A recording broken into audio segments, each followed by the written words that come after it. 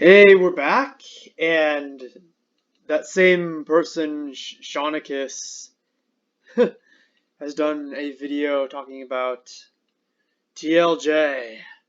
Oh God, that movie. Jesus, it's gonna be something. Oh, General CGG. And the Shadow King, King Nazru. Something about darkness. Ha ha I have transcended from darkness into darkness within darkness. ha. That's something. So, well, let's see what Seaniccus has to say about the Last Jedi. This one's a little bit longer, but let's do it. 3, 2, 1, go! At first blush, Star Wars The Last Jedi's teaser trailer looks like the feature-length training montage of my dreams. I'm Seaniccus, and these are my And it unscripted, should have been unfiltered that. thoughts at that new Star Wars The Last Prepare for Jedi teaser trailer disappointment. that just dropped today. And if you can't tell from my little intro, what really excites me about this trailer is the poetic echoes it seems to have from Empire Strikes Back, specifically Yoda's training Luke Skywalker. This is clearly the theme of the trailer from the very first seconds of the trailer, when we see Rey, terrified, falling on the ground in front of what looks like a cave behind her. Now, it's absolutely too early to say for sure, but at first blush, that absolutely looks like the same kind of cave training Luke went through in Empire Strikes Back, where he went into a cave and saw Darth Vader's face explode into his, hinting at the familial connection between him and Darth Vader that would be revealed later in that same film. That's not the only thing either. Most of the trailer seems to follow echoes of Empire Strikes Back and the whole training thing Luke went through. Instead of the isolated why I thought it was going to you get be a the isolated recap. island we saw at the end of the first movie where Luke But it was something much worse. Instead of seeing Luke hover Oh, giant yeah. rocks using the Far Force, worse. we see Rey's hand on the ground with tiny pebbles gently lifting off the ground. Even the ghost of Yoda's wisdom is here, with Luke's voiceover quietly asking Rey, "What do you see?" She sees light. She sees dark. The But Luke ghost? interjects and says, "There's so much more."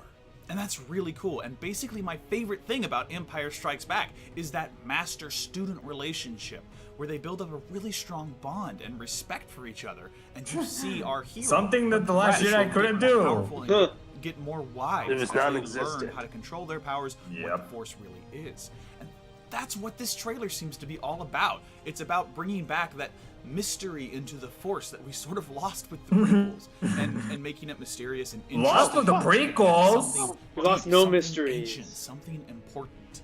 This theme is even further highlighted in the teaser with a couple of really short shots of some books. We should pause? mysteriously Okay, on the Ira. shelf. Right? Let's pause.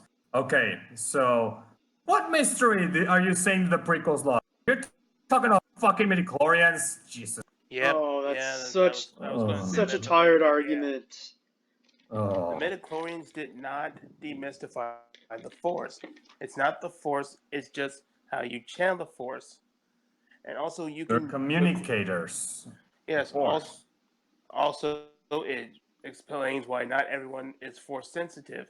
And if you read the Darth Plagueis novel or watch Revenge of the Sith, you learn the Midichlorians can do some pretty awesome things, like bring people back from the dead, heal wounds, theoretically allow you to travel through different parts of the galaxy or even the universe, or warp space to your own will.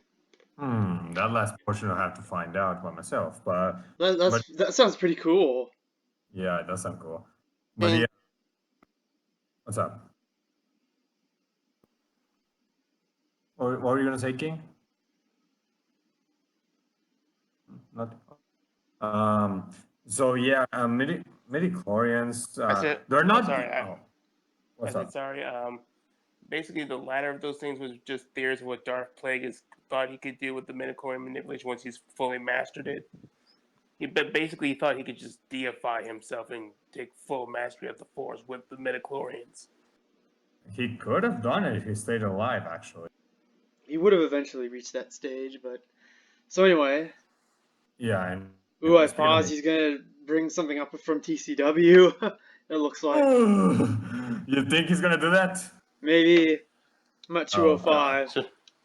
Oh god. I'm at like 2-0. So give me a few seconds. Jesus. Right, 3, 2, 1, go. And one with an extremely familiar looking Jedi symbol. They haven't said TCW. it, but I'm gonna guess this is that long-fabled Journal of the Wills, the original name that Star Wars used to have to it in George Lucas's early drafts, and the fabled book that was mentioned in Rogue One in passing. And that's really cool. It's awesome to see the Rogue One creators bringing sucked. back this ancient sort of lore and bringing back in all this mystery to Star Wars. Because I understand what George Lucas was kind of trying to do, but everyone agrees midichlorians weren't fun. They took the mystery and magic out of the series. No, we and don't. this could bring a lot of it The back in. midichlorians are and awesome. Took it's away no awesome. mystery. There are a lot more amazing shots. Do we need to in this pause trailer. again The or shot no? of Kylo Ren's Just go on. mask Yeah, let's crushed pause. on the ground with Oh, glass pause? Okay, I Alright, I'm pause. pausing. People hate the shit out of midichlorians. I swear, the mere mention of it, they literally rubs it the wrong way. For all the wrong reasons. By wrong reasons, I mean that they literally are whining to no end. And it's just more be like the original trilogy. Keep the Force a mystery. Make more references and blah blah blah. If you asked me, The Last Jedi was the one that actually demystified and removed the mystery of the Force. Because the movie, it mentions and alludes that literally anyone could be a fucking Force-sensitive user. I mean, just check the little kid at the end of the movie. And And see, how That easily the idea of raped anyone by can Master. use the Force if they just believe hard enough. You know, to be honest, that wrecks the lore so much. and since you love Disney so much, Seaniccus, here's a quote from The Incredibles: "When everybody's super, nobody is." And when everyone's Oh. super, no one will be. Yep. One of my favorite quotes of all time. Yep, Syndrome, it was freaking right. And apparently it applies more to Star Wars now than it does Incredibles. Which is ironic. But yeah. How much can I bet you guys that episode 9 is gonna wreck the shit out of the lore even more than The Last Jedi? How much can I guarantee you it's gonna do that? Man. Definitely. But, and I mean, but I think this video is gonna get funnier than when it starts progressing. So let's continue, shall we? Okay. Iron? Alright, I'm at 250. Okay. 3, 2, 1, go. The shot of rebel fighters charging across a salt-flat desert, what looks like a horizon of AT-AT walkers.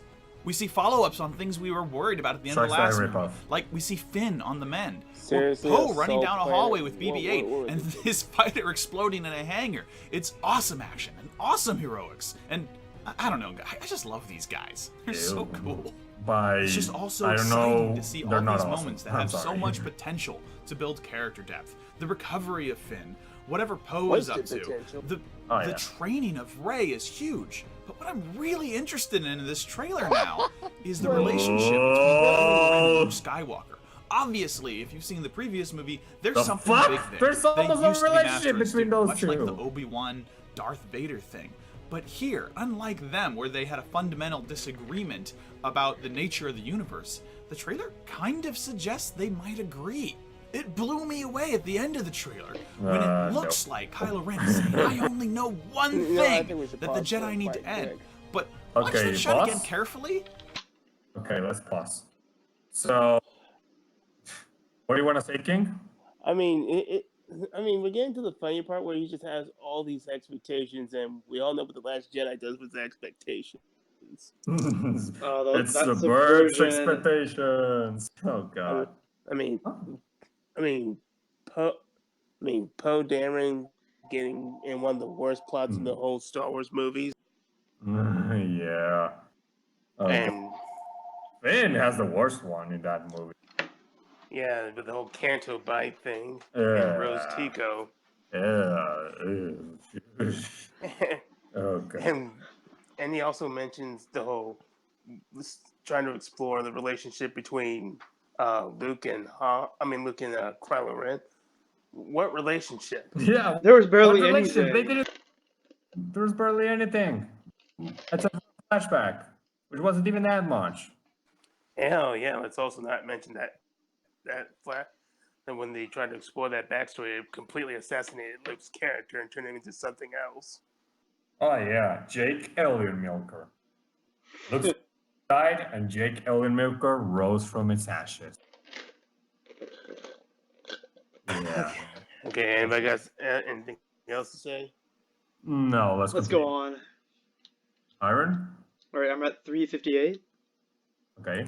3, 2, 1, And go. it's not Kylo Ren saying that. Here you have the shot of Kylo Ren with Adam Driver's voice saying, "I only know one thing." But then one quick cut later, it moves to Luke Skywalker. And in a very similar tone, but a distinctly different voice, you hear Luke Skywalker saying the Jedi need to end. That's huge! These two could be different sides of the same coin, both wanting the era of the Jedi and Sith to end, but just through different means. One through chaos and one through peace. Both urgently and adamantly sure that that age is over, but both seeking different ways to bring its end about. But I'm not just excited for this movie because of Star Wars and the characters. I'm also kind of in love with the cinematography. Should we pause? All right, I paused. Let's pause that. Okay. Okay. The Jedi and the Sith to end. Okay. First of all, in order for the Sith to actually end, What was that, General? that in order for the Jedi and the Sith to end, okay, for the Sith to end, you have to literally annihilate and eradicate the shit out of their faction and everything that belongs to them. Like literally destroy all of it. All their history, all their teachings, all their holocrons. Yeah, everything. Oh, sorry. And even if you did, you'd still have Dark Jedi. You'll never get rid of them as long as the dark side exists. Yep. Yep. And there's that. And to what King said, if you get rid of the Jedi, aka the light side of the Force, the one that's trying to keep peace and justice in the galaxy and in the Republic, how are you gonna counter any massive threats like the fucking Sith or worse, some sort of big alien threat that comes out of nowhere, such as the Yushan bomb or something? What are you gonna do? Or the Eternal Empire of Zakul. Yeah, what are you gonna do if you don't have the Guardians of Peace and Justice? Yeah, you'd be random dark Jedi gets power. Who's gonna stop him? Yeah. Yeah, you'd be screwed by the Dread Masters, the Sith, the Yuuzhan Vong, the Eternal Empire of Zakul, Ayakaf, and so many other things. Yeah, literally. We don't know in the galaxy. Hell, in the Hispanic universe, Granimal Thrawn was in the Young region. Choose Bakura. The Shiruk were close to Bakura, and they came from some uncharted point in the galaxy. Of course, the Yushan Vong, they came from another galaxy. So there is that. And now in Disney Star Wars, well, the First Order came from the unknown regions with two freaking Force sensitive. Well, one, Snoke, who managed to take Kylo Ren as his freaking apprentice. So, if there was no Jedi, hell, not even Rey, who would face? Like, seriously, who the fuck would even face him? I mean, I know the First Order. The galaxy's pretty much screwed then. Yeah. And I'd love to see what their defense would be against Abeloth. Holy no. Jedi. You're fucking screwed. Jeez. That'll be something. So yeah, so anyway, shall we go on? Yeah, that's what I want. Number 440. Okay.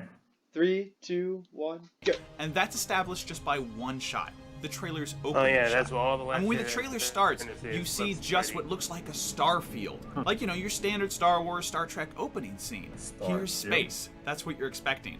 But if you wait a minute, you'll see that the contrast and the lighting slowly rises up, and you're not looking at a star field. You're looking at the reflection off of some rocks that Rey's about to drop her hand down on. It's beautiful shot work. And it makes me really excited for the kind of transitions and cinematography this film's going to have, because I just really appreciate that. It was so smooth, I didn't even notice it until my second or third watch through. At first blush, this is everything a trailer should be. Not something intriguing and exciting, to the point where I really can't decide what I like best about it. The training sequence and montage with Rey that harkens back to Empire Strikes Back. Which is almost nothing. The middle bit, where we see some exciting bits with Poe and the possible return of Finn as he's on the mend, or the end, where it hints at a Finn is literally worthless.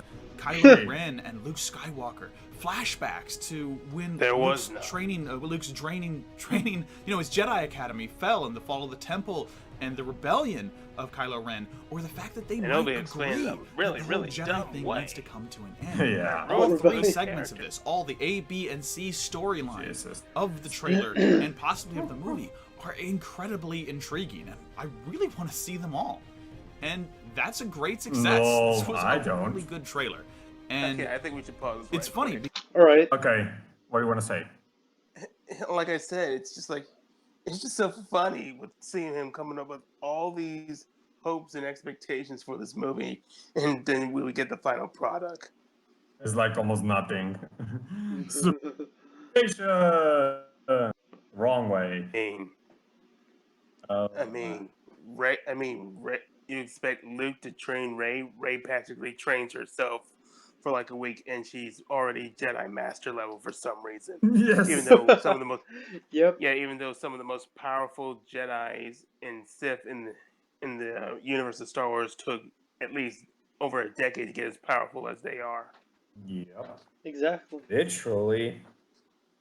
Literally. So yeah. Indeed. Let's finish the video. Oh, sorry. Oh yeah, and saying all the subplots, saying they're gonna create some better story. Well, we all know how that turned out. That's something. Canto Pilot, Admiral Purple Hair. Oh God, Purple Bitch. Yeah, and also the scene that made every space battle worthless. Oh man, all the entire lore has broken. Oh, I'm so looking forward to tearing apart that movie, the trilogy teardown. I'm so looking forward. Oh man, even though we have to watch the movie again twice. Oh God.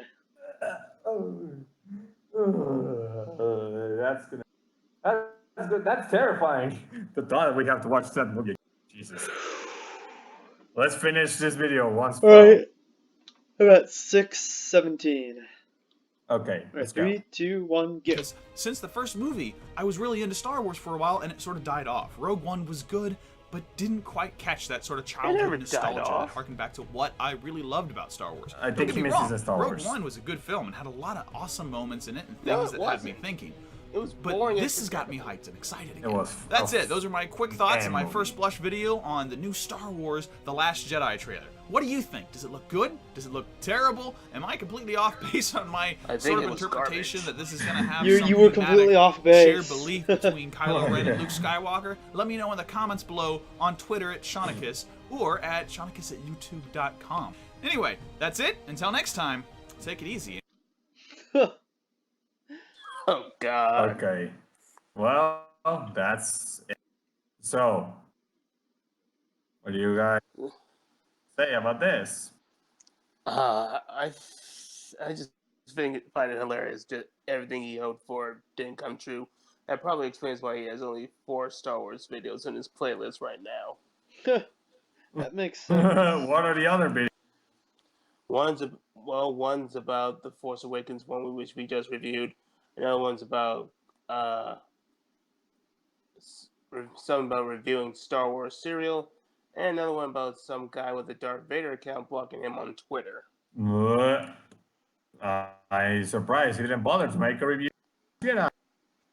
So fast. Maybe he thought it was so bad he didn't even want to talk about it. You know, like everyone else that had their theories only to get crushed, and they just got really mad. Yeah, he didn't. Oh yeah. Well, speaking of theories, what was the point of Snoke? Nothing. I mean, you already know what's going to happen in episode 9. Oh wait, they're bringing back up. You never brought up Snoke at all in the video. That's funny. And it wasn't difficult. Just say that the Snoke that Kylo Ren killed was either a clone or a Force illusion, and then you problem solved. They say that he was possessed by Palpatine, mind controlled by Palpatine. That's what's gonna happen. You know, if that's the case, why did Palpatine did it literally after episode 6? Why not before? There's no way his ego would allow him to wait 30 years to enact his plan. Well, as his Yeah. empire crumbled around him. I mean, unless he Yep. was so weakened that it took that amount of time, but Yeah, but we don't know. still. No idea. And another thing, if he was going to come back, okay, let's assume even if his plan was possessed, no, can take control of the First Order. I got a question. Why did Palpatine have to destroy the entirety of his empire? Why didn't he leave some parts for the lies or them? Like, why destroy all of them? Yeah, and also going back to like the whole Kylo Ren and Jake and Liam Milk Drinker want to both end the Jedi Order. I mean, you kind of have a reason for Kylo Ren, even though it's kind of stupid and shallow. But it does make some sense.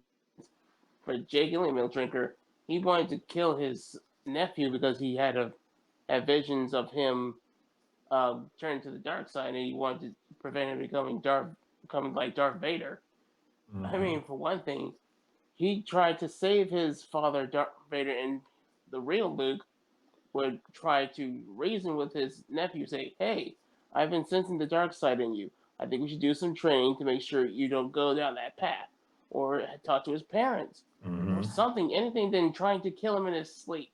Yep. He didn't even do anything at that time. Yep. Indeed. Apparently Snoke was already taking control of Kylo Ren, but where is that? It's not in the movies. Yep, we're gonna have to read And supplemental yeah, material once again. Yeah.